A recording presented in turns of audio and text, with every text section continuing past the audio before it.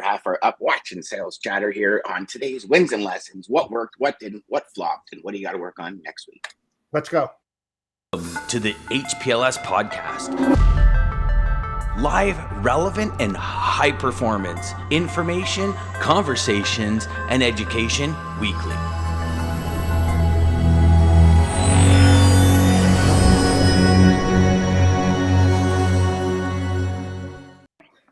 Booyah. Hey, and there we go. We got Jeff back with the turkey hangover. We got Ryan and I wishing we had a turkey hangover. And then we're ready to go. It's Friday, boys. Yeah. So I won't start this week just because you guys all harassed me last week. So Ryan can start this week as to so we got a 30-minute show. It's like, that's it. I need a timer. Yeah. Hold on a second. Let me get in that position. Yeah. When you start to, God, it's like, yeah. No, we're just okay. So Dan's gonna talk, and then it goes.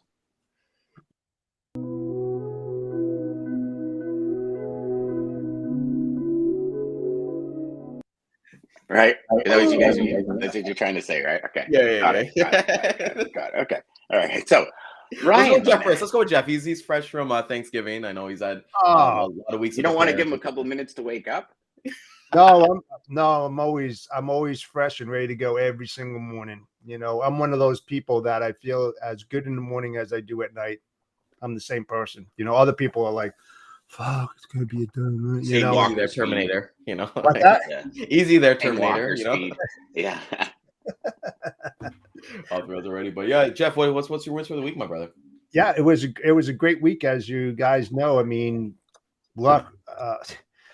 Oh boy, with Rico and Dean, and yesterday, and the conversations we had. Well, there we go. I love that. You know, maybe I should have went first after all. Anyways, I swear, Jeff, Black Friday, we got to get him a new modem. We got to get him some new internet or something. I knew there was a reason why I should not have gone first. You know, Jeff is up bright and early, but Verizon or Comcast, whoever he has in the States, they're definitely not. You got to catch up to me. They go live at 10. They go live at 10.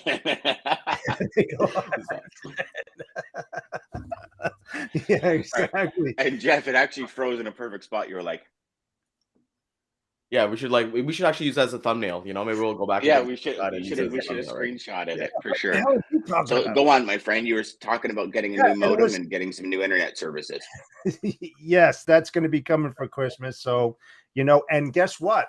We should put out a challenge out there. Who can pick how many times on December 13th when we have the all-day show, how many times that Jeff's internet's going to go out? You know what? I'm totally in for a 50-50 on that.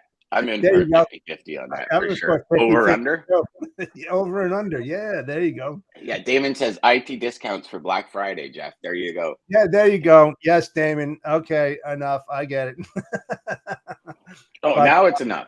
You don't think the harassment daily between Ryan and I? Oh, I need to really, really get it done. I know I talk about it all the time, but let's look at the positive side since we spoke so much about this negative internet that I duly have. Yeah, it was a great week. It really was. I mean, when you think about all the conversations that we had, I think it was more meaningful this week than past weeks. Not to say that those shows that we had in the past were bad, but there was just something about this week. I mean, I think everybody would agree, right?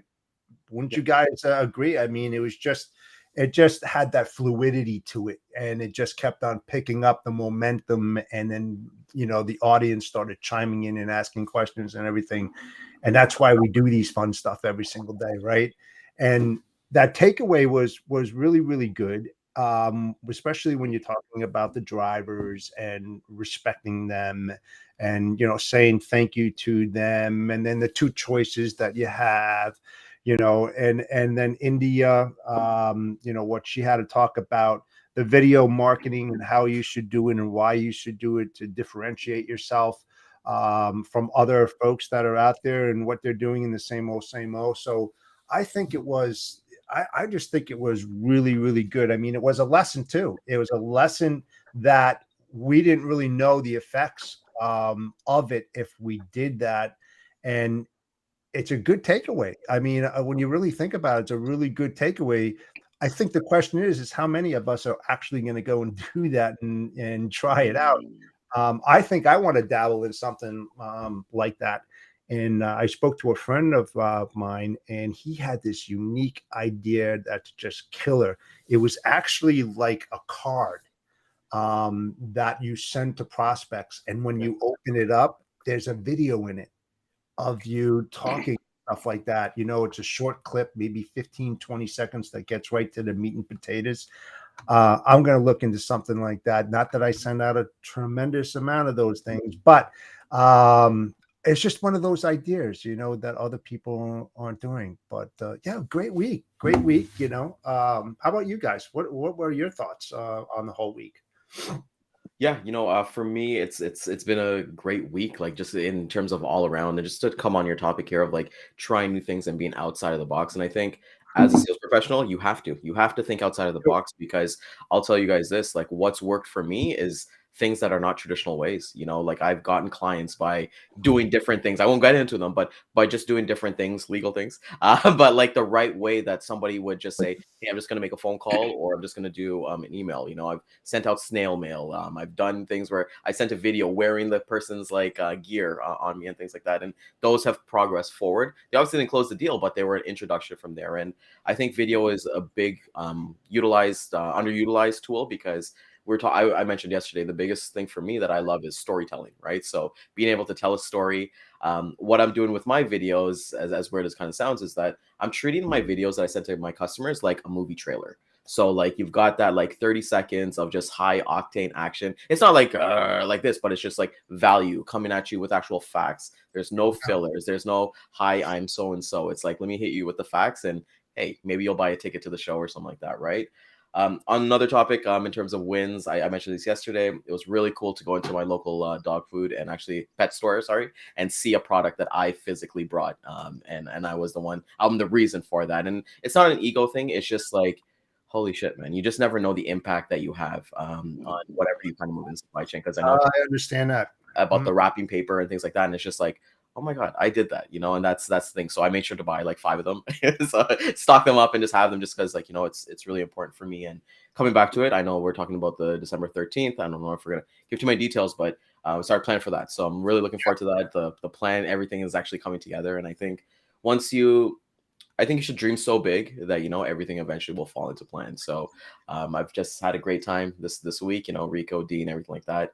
Learning, and it's paying attention more. I think last week for me really kicked it off with that whole lettuce thing that I made a post on LinkedIn, and I was like, holy shit, I'm actually paying attention to this, because this is supply chain 101, right? There's no kind of this is actually like, we can talk about transportation, we can talk about supply chains down, we can talk about the railways and all this stuff, but this is one of the things that a consumer physically sees, right? And they're like thinking, what the hell, and then being able to have those conversations with people on social media, like, okay, this is the reason why. And kind of, it's kind of cool. It's really kind of cool to not necessarily be an expert, but like Jeff always kind of says, be a subject matter expert, SME.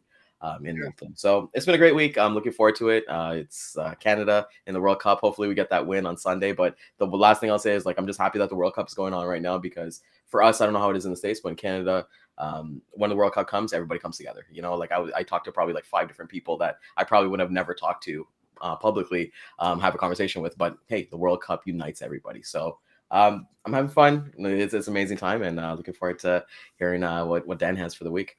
Yeah.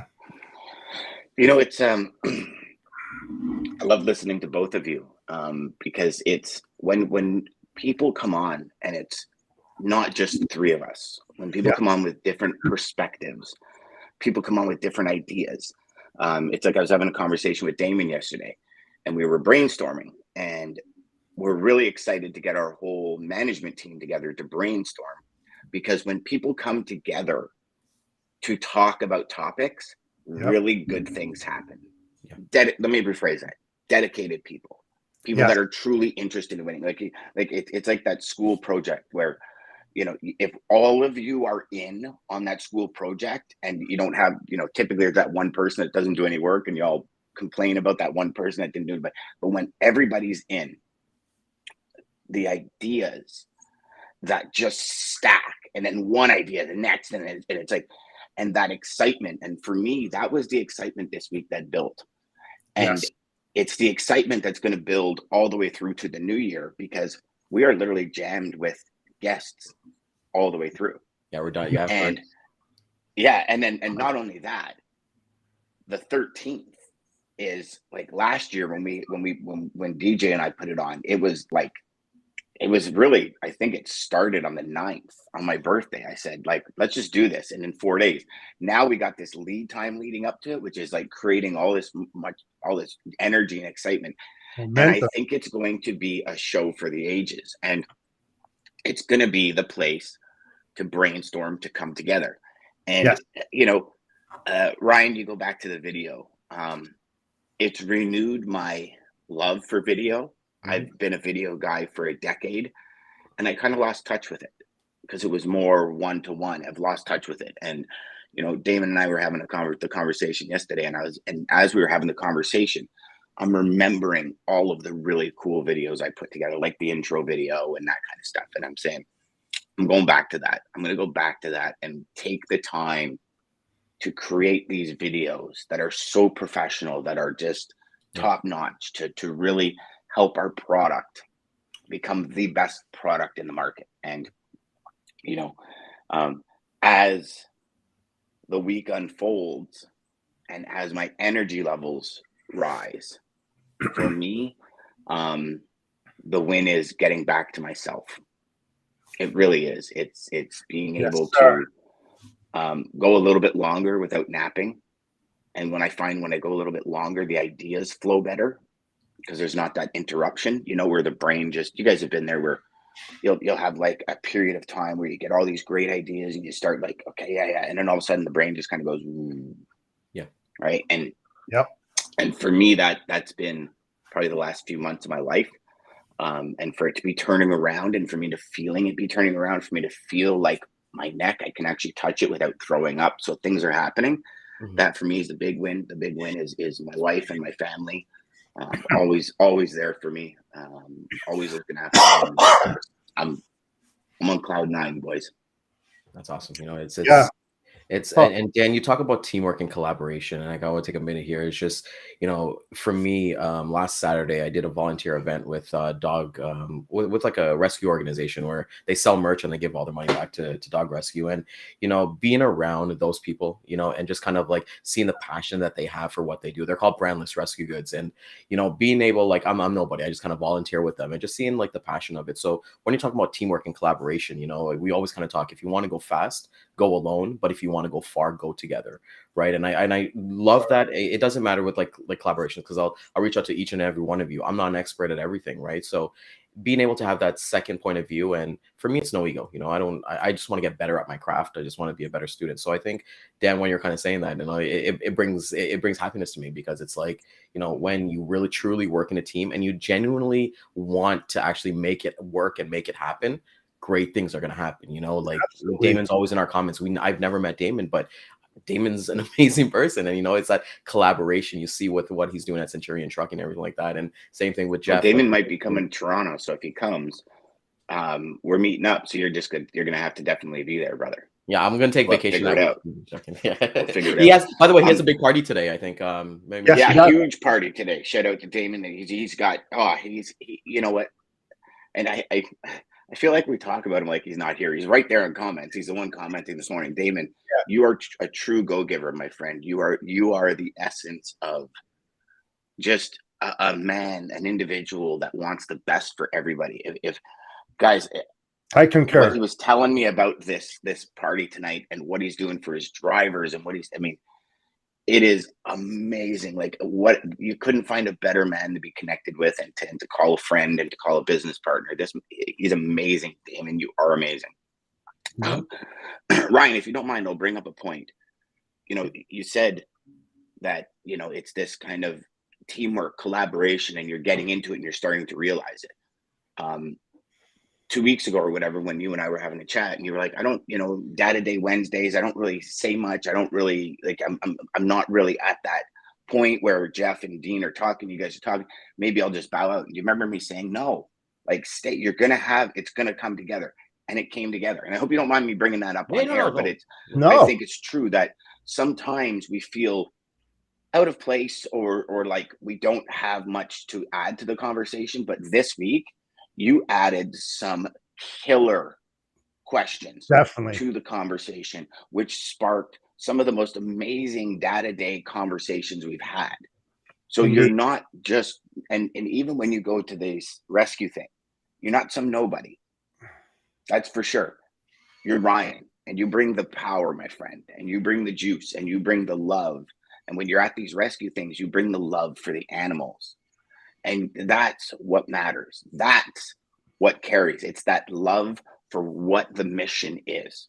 Absolutely. You know, when we have our manager meetings, and when you and I are on the phone with India, all forsaken hours of the morning about development and all this, it's the love for the mission that brings you right to the forefront. Experience, no experience, it doesn't matter. Doesn't matter. If you have that passion, and this is for all of you salespeople out there, if you have the passion to deliver for your clients, everything else will come together. Everything else. It's the people that lose passion, the people that forget what their real mission is. You know, like, what are you trying to do? You're trying to help a customer achieve a goal. If you forget that and you start thinking about the money, or you start thinking about, I don't know, whatever else, then that's when that passion gets lost. And it gets lost in your voice when you're speaking to your customer. It gets lost in everything. It's like a friend who you're really good friends. And then all of a sudden you feel like every time they call me, it's like for something. But you guys ever have that? But they're never around. Yes. Yeah. But it's for something. That's when you lose the desire to be friends. And I think we've all been through it, right? Definitely. Definitely. And you know something, to go back to what you were saying about the collaboration and the intensity of the conversations, one thing that I think we'll all agree upon is that, you know, with Ryan, you know, you say you don't say anything like Dan said, but it's great when we can agree to disagree. I've said it so many different times because that's where the learning comes from. That's where you absorb most of the material that you really need to absorb from the conversations that we're having, and not just amongst ourselves, but with our guests, because it's opening up different ideas, different options that you may not have had in the past. What I know, Dan may not know. What Dan knows, I may not know, and vice versa for all of us and you, Ryan. So it's a great takeaway. That's the giving part of this show, right? We learn ourselves, and then we take that information and we share it with our audience, and hopefully they can take bits and pieces or the whole thing, right? Everybody learns something from someone, and it's what they do with it. And then when you see that they're successful, then we've done a very good job on our part, because that's why we're doing what we're doing here, right? We're trying to teach, help people get to a different level, and then bring in other people who are SMEs in a particular environment in the supply chain that can discuss those things and help you, Dan, you, Ryan, myself. And that's what it's all about. So don't feel bad that you're not contributing or anything like that. Oh, he's contributing. No, this was just a one thing. But yeah, I know, here's a step above that. Yeah. This show has spawned ideas, strategies, and growth on many different levels. And I'll give you the latest. So Ryan and I have talked about Vidyard for a while. Yeah. I've been using it for we've had conversations about it. After India was on, Ryan showed me a screen share, because I just thought Vidyard was another restream, to be honest with you, and that's called StreamYard, but the 2 yards got me mixed up. And within 3 hours, I'm making connections that's going to help push something we're doing 10 times forward in a third of the time. I never heard of it. Just from Ryan and I having the conversation and me going, hold on, I've heard that before, but this time it stopped me. Right? Whereas it's like, and I know I've said it before and it's a repeat, I understand, but Gary Vee says it all the time. He goes, I say 5 things over and over and over and over 100 different times. Just 5 things. And those 5 things, I'm going to say it one certain way and it's going to connect with you. And Ryan and I had that breakthrough on Tuesday. And I've made more progress since Tuesday than I have in the last 5 months for what we're looking at doing with this program. And it was like, wow, now all of a sudden we're going to be streaming Dat's show through our show. We're like, there's all sorts of things happening that it's just like, wow. Yeah. It's pretty cool.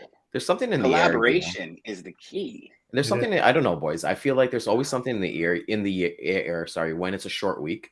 You know, for me, it's weird because I have the most productive like weeks when it's a short week. So those holidays when they come up, it's like, okay, well, I've got some time to actually think and like get some creative time down. And you know, one of my best things is like, I know there's the cliche of thing, hey, take a pen and go to Starbucks and kind of unplug and kind of write down there. But for me, I like to kind of just wherever it kind of lands, it lands, and just kind of be creative with it, right? And I think even when you look at video art, and I want to pull up like Damon's comment here, like saying, you know, he got his lapel mics, you know, like that was the first thing that I did, you know, for more video content. And I'm actually going to screenshot this and send it to her. Funny enough, I had a conversation with her yesterday, and she's down for the 13th, so she's going to hit us with some tips and some more techniques for videos for the 12 Days of Christmas podcast. But you know, I think when we're looking at it and coming back to what you guys said, like it's perfectly fine. You know, I think with everything, there's growth. I've learned so much with like the data day. And it's like, for me, I had to like switch my mindset was like, okay, if there's some issues going on in California, I don't ship out of California, but it's like, okay, from a broker, from a salesperson, from my seat, how is that going to affect Ryan Mohammed? And it's like, it's important to ask those questions, right? And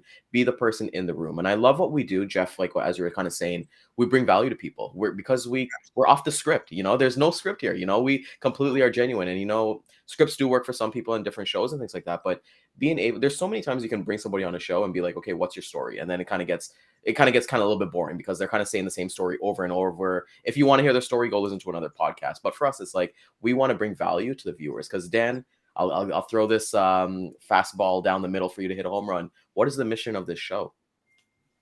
10,000 sales reps generate $1 million GP in under a year. There it is. All the strategies, all the techniques, all the new funky things that people are doing, what's working, the data to help you slam it home for 10,000 sales reps to generate $1 million GP in under a year. That's it. I mean, everything we do, everything I do, that's the focus. Every single video I put out, every single post I put out, and I haven't done it since I got sick, but every single thing I ask myself, is this in line with the mission? There we go. That's it. That's it. And you know, and as a salesperson, that's where I learned it. As a salesperson, is what I'm about to say to this prospect in line with the mission that I care about their image, credibility, and brand? Because when you care about somebody's image, credibility, and brand, there you go. You're going to help them get to where they want to go. And, you know, and we've said it before. If you care about your customer going into a board meeting and saying, guys, gals, I got the greatest idea to revamp our shipping and reach our goals. And every one of those board members goes, you know what? You're always on point. Let's go. Let's do it. That's the mission. That is. Because you focus on their image, their credibility, and brand. And when you make a decision for your customer going into a shipper, into a receiver, is this going to help or hurt their image, credibility, and brand? Mm-hmm. And if you just that alone can change so much in your business, because your customer knows you're looking out for them. That's huge, right? Like, we all know our parents look out for us. Yeah. We all know, any one of us who have kids, we know we look out for our kids. We know our dogs look out for us. These are facts. That's what builds unconditional love, respect, and mutual admiration. And when customers feel you're out for you and not them, that's when this real massive door opens for any salesperson that says, I'm about you, to come in. And it don't matter your tenure. guys. We've all Yeah. been there. Jeff, you've had customers 10 years, and then all of a sudden you've forgotten, or you've laxed on focusing on exactly what they want, and somebody's coming in taking the business. And I say taking the business because it was yours. You had it. It was yours to lose. You know, so that for me is key. Like anything you do, ask yourself, is this action, is this statement, does this video, you know, we were talking about prospecting videos. Does this video show my prospect what my real mission is, what the big mission is? And am I asking them, does it resonate with them? Because to me, now you're qualifying. Yeah. Right? Like for me, I'll go into a VP of sales and I'll say, our company's mission is to help 10,000 sales reps generate $1 million GP. If that VP of sales does not believe in a sales rep being able to generate $1 million GP, I'll never convince him to put his team in my program. Yeah. He has to be in line with it. Yeah, he's done. The one thing too, Dan, that it's so funny to me, like it brings up a thought. You know, anytime I tell somebody that I work in sales, they always kind of make a cheeky. It's all in good fun, but they'll be like, "Oh, so you can sell to anybody?" And I always love replying and saying, you know, like if you don't have a need, or if you're not in the buying stage, then I'm not going to be able to sell to you. And I'm not here to sell ice to an Eskimo. You know, that's not what I'm trying to do, right? And I think that's the fun thing about sales and understanding where you are, right? You're talking about, you know, you want to be a partner of your customer and even your team and everything, like your ops and CS. And I think for me, what's really helped me is that thinking myself as a guide, you know, a guide, like walking somebody through a museum. It's like, okay, we got this. If you like this, stay back. You'll like this artifact museum. Here's King Tut over here. Everyone's going to have different exhibits, essentially what they like to do. Yeah. So I think for me, when I have that mindset of just being a guide instead of being somebody who kind of forces, and that brings out my partnership a lot better. Yeah. You know, I love that you said that, Ryan, because that is the essence of what I find new to old salespeople, and old meaning like salespeople that are in line with a mission, with a goal. When I first started, I used to tell people all the time, I could sell ice to an Eskimo and ask them to stand aside while I cut it out from underneath them. Right? Like, and I used to say it all the time. Thing is, Eskimos don't need ice. Right? No. It's what they need is they need shelter. They need a fire. They need different things. And to assume, and I've always, and since I've made that switch, I hate when people say, oh, Dan, you know, because there's people out there, oh, Dan's a great salesperson. He can sell ice to an Eskimo. And I'm like, I hate that.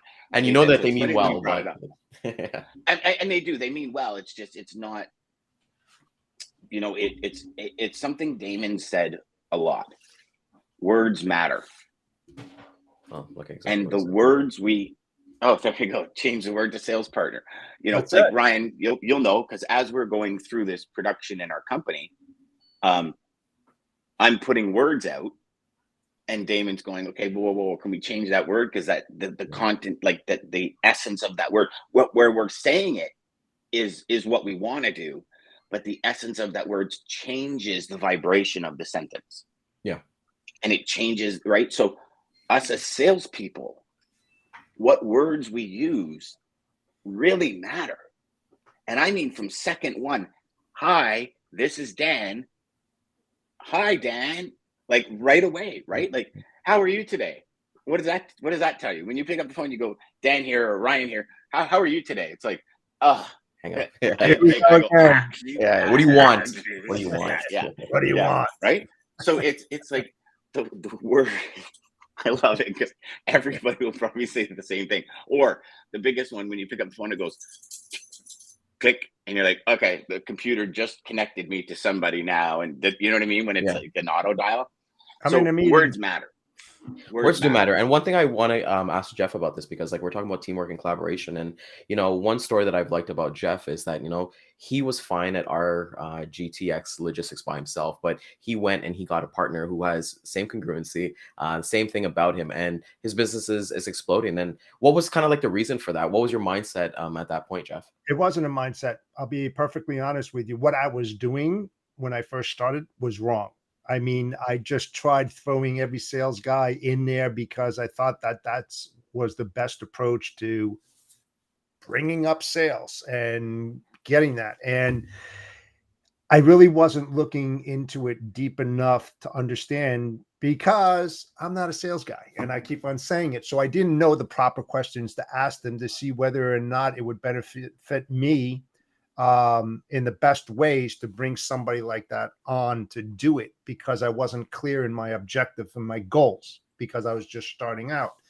So I canned it. I canned so many people. It was unbelievable. It was just maybe 20, 30. And I'm not kidding when I say that, right? And then I got involved. The way it happened was a conversation. I started getting into parcel auditing, and I started reaching out to other agents like myself and saying, because I know that they didn't do that business, and basically said, hey, if you happen like small parcel, like final mile e-com kind of parcel. Okay. So, and I know that we don't handle that. I do. And that's why I got into it. So I just started a conversation, and the next thing it led, and then we started talking about other things, and we were right on the same page. Now, this is probably after 100, 150 calls of just telling about the new product and what we're doing. And I just ran into this individual that it was like that boom moment, explosion, where he was talking my language, I was talking his language, told about my goals and objectives. Sure enough, it was his goals and objectives. And to make a long story short, he said, what do you think about a partnership? How do you want to do it? You know, half of yours is mine, half of mine is yours. And we do it. And then this way, when I'm off and I'm visiting a customer, you can pick up the slack and vice versa. And then partnering with other people. And it just started growing from there on out. And it wasn't talking about freight. It was just talking about where we wanted to go, what our goals were, what our objectives, when we wanted to get there, how are we going to get there, what are we going to do to get there. And it just kept on rolling and just kept on. It was like a snowball effect, you know. And now it went from there to like this big, huge thing now. And we just have things that are just coming in, and I'm doing a lot more consulting work besides what I'm doing, because I love logistics. So I try to help them on that side, and that just opens up doors and all that kind of stuff. So it didn't happen that easy. No way. I started this business 5 years ago on a napkin at a diner, and I just wrote down thing. I still have the logo and everything on a napkin that I had, because I didn't know how it was going to go, you know, and it sat there for a couple of years and I didn't pull the trigger. And then I pulled the trigger and, okay, what are you going to do now, Jeff? How are you going to make this thing roll out? First year, $9,000. That's it, man. $9,000, you know, and I didn't stop because I love what I do. And I had to figure it out, just how to keep that ball rolling. I don't know how it was going to roll, but I knew it had to roll. And the rest is history. You know, am I there? I'll never be there. Like I said a long time ago, there is no finish line in this industry, because when you hit that finish line, you're out. Because you always have to keep re-educating yourself and thinking of new ideas and new options and approaches and everything to what you do in the sales business. And if you don't, you're out. Yeah. Done deal. So, you know, every day it's a new evolution of the company, because yesterday's gone. Tomorrow, I have no idea what's going to happen. I just focus on today and what it needs to be done. Every morning I look up at my two signs: what the mind can conceive and believe it can achieve. And my second sign is make today so great, yesterday gets jealous. That's good. Yeah. Mm-hmm. Yeah. And like, no, Jeff, and that is kind of like a take the island and burn the boats kind of mentality. You got it, man. You got it, man. You know, the one thing, Jeff, that I really like that you said about that is that I think is like, you know, you kissed a few frogs before you found your prince, right? So it's like, you know, like you have to kind of go through those trials and tribulations. And, you know, we've talked about teamwork quite a bit. And, you know, it's like one of those things that I've learned, especially with this show, is that I can collaborate with shipping managers who are not my customers. And that's really cool to think about, because I always assume like, hey, every shipping manager, I should be prospecting them. I should be trying to close the business or get some business. But we've had people on the show. We don't need to name them, but like we've had shipping managers on the shows that I use as a resource. Like, hey, can I bounce this idea off of you? Hey, can you look at this intro email? But it's vice versa. It's not one way only. Like if they ever need anything from me, which I assume they probably won't ever, but they'll know that I'll pick up the phone right away and be able to answer that for them. So it's cool to collaborate with everybody, just not kind of get that one-sided mindset. Yeah, I mean, and also Ryan, you got to understand also some of the people we bring on the show have a different mindset than most, right? And it's like they say, the higher you go up in the organization, the nicer the people are. Wow, that's true. I don't know if that word is nicer. I think that's an old school kind of quote. But I think that the people higher up in an organization want people to win more, right? Like you get a guy or a girl on a dock might not necessarily be in the mindset of wanting somebody else to win, because they might have a perception that, well, they're going to take my job. Yeah. But as you go higher up, people want people to win. I like that. And I love that you said that, because I've done the exact same thing with pretty much every traffic manager we brought on. I said, hey, mind if I run a few things by you? No, go for it. That would work. That would work for me. That would work for me. I would hang up the phone. Okay. And then I ask the same questions to the next one, and you get a consensus. And through that consensus, then I say, okay, well, I'm going to try these new things. And they tend to work. But they work with traffic managers in that mindset, right? Yeah. Like we've had the conversation when we have John Brewer on. John Brewer's out on LinkedIn. He's posting a lot. He's talking a lot. He's wearing people's swag. There's not a lot of traffic managers doing that, right? So he's kind of like that. Exactly. Yeah, he's that anomaly. John Brewer's that anomaly at the top. Like there's not very many traffic managers that make music and put logistics and logistics songs out in the market. They're just not very many, right? No. So there's this. And he's a great guy. He's a great guy, Dan. And fantastic. I'm glad that you said that, because that's exactly what we do. I mean, John's a good friend, and we bounce things off each other. You and I both know Greg Cornett. I worked with Greg, another really good resource, for everybody out there, because I bounce a ton off Greg. Yeah. And you're talking about a guy that doesn't take a lot of crap. He knows his job, knows what he's looking for, and he's happy to share that critical information to all of us out there. What we should do and what we shouldn't do, and what's the attention grabber on his side. That, because remember, the critical thing he says, I can't be wrong. Right? So when you reach out to these traffic managers, you have to make them understand without saying it, is that I'm trying to put a feather in your cap. I'm not trying to take your job from you. That's the biggest thing of getting through that, because that's like the gatekeeper when you call up somebody and they said, well, let me see if he's available, and that door's going to shut. But when you get to that, it's going to shut right away, right? You're never going to talk to this guy. But that's why you pry. And when you talk to this guy, if you know about traffic management and all that kind of stuff, hopefully you'll say the right things where he feels his job is secure. Because automatically, man, they're putting block and tackle and chains on those doors, and he's not going to open up anything. So, and that's because he's had 50 calls this week.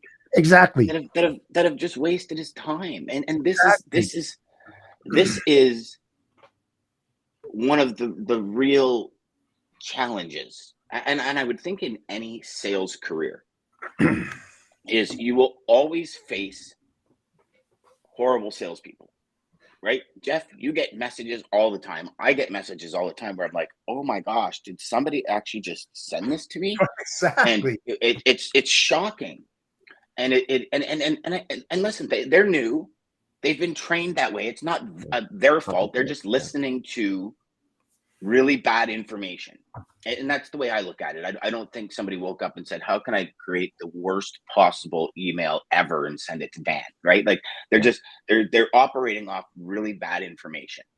And, we as sales reps who make phone calls every single day, who are 10th, maybe even 12th in line that day for that traffic manager, we have 10 or 12 really horrible conversations where maybe somebody didn't listen.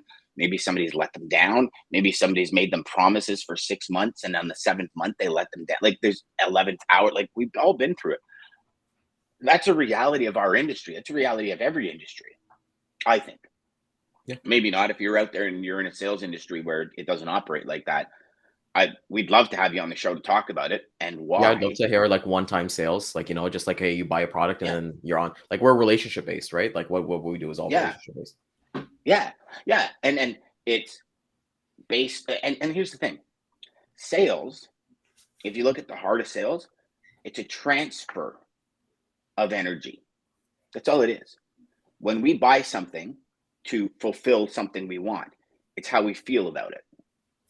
Right? Ryan, you said you're looking for a light. You're going to go on Amazon or Black Friday. You're going to buy a light. You're going to feel that dopamine when you buy that light. But the transfer of energy is going to be when you turn that light on and it lights you up. You're like, yeah, that's what you bought. Right? Yeah, you're buying feelings. When you we buy talked a car, about, you're buying experiences. Yeah. Yeah. Like Courtney Taylor, my guy at Ford, will never buy a vehicle from I don't know what I'm going to do when Courtney stops working. Courtney says, I don't sell cars. I sell the feeling you get when you go beep and turn around and look at your vehicle. Now, that's a very different way of selling. Yeah. Than selling. He goes, you know how many people sell 4 wheels? I don't sell 4 wheels. That's what I sell. He sells experience. Like if somebody was to pick up the phone right now, he sells a feeling. If someone was to pick up the phone right now and call Jeff and be like, what would you do if your internet never cut off? Jeff would get his credit card right away, and it would be over. So, yeah. It's that feeling, and we talked about this like at the beginning of the week. It's like that experience that you're selling, right? You're not selling. We're not even selling this podcast. We're giving you guys tips and tricks to get 1 million reps to 100 million GP and kind of get there. But I think experiences, that's what we have to do. We have to be storytellers, because Dan, you said something yesterday that really made me think, and I was like, holy shit, that's true. We were talking about nonfiction books, and I said I don't really like sales books, but then you made a comment saying, hey, sales books are actually, they're full of stories. And then I pulled out one of my favorite books ever, Sell It Like Serhant by Ryan Serhant, the realtor. And I was just reading through one of the chapters, and it was literally a story of him buying his first pair of dress shoes, and that story to kind of guide along things. So I think people, what, even if you're a beginner, in this industry, you're an amateur, or even if you're professional, it doesn't matter your experience, always be selling an experience, because that's what people want. People don't want to just see an Excel spreadsheet and think of, okay, yeah, this is kind of cool, whatever, but sell that experience, Dan, sell that experience of, hey, what if you're going to get a fat Christmas bonus, because we've done this for you? What would you do if you were able to buy money? Your bonus would be able to cover your new pool and swim with your family, so you can stop working at 3 o'clock instead of 5, right? It's like those little things you kind of do. And it's funny you mention that, because that's what I walked into a company, and second thing I said to the traffic manager was, what's the goal? He says, I want my Christmas bonus. I said, what do you mean? He goes, I've been here 5 years. We've never gotten the Christmas bonus. I said, why? He says, because we're like 2.8, 2.6 million in demerge, and we're not getting our bonuses. I said, so what would it mean to you to get your Christmas bonus? He says, I want to put in a pool for my kids. My kids want a pool. I want to put in a pool for my kids. That year, we cut their demerge from 2.8 to 0. He got his Christmas bonus. And do you know what? The feeling I had sitting on his back deck and his kids swimming in his pool and looking at his face changed my life forever. Nothing better. I feel like I threw you a fastball down the middle there. I didn't even know that wasn't the plan. You threw a serious fastball. Well, I know it wasn't you're like the setup master, man. You're the guy on the volleyball court that I want you on my front line, Ryan. Telling you, but it's true. And so we not sat when you're there, 5'4". And I remember I kind of just sat back in my chair, and I just and I just observed, and that was like, this is why I do what I do, because the glow on his face, watching his kids swim, knowing I had a part of that. I mean, that is all the payment you ever need, man, ever need. Because it was just, it was unreal. 5 years. 5 years he had to tell his kids every single December, no bonus, no bonus, no bonus, no bonus. Because the whole family knew once he got it, it was a pool. Yeah. And then bang.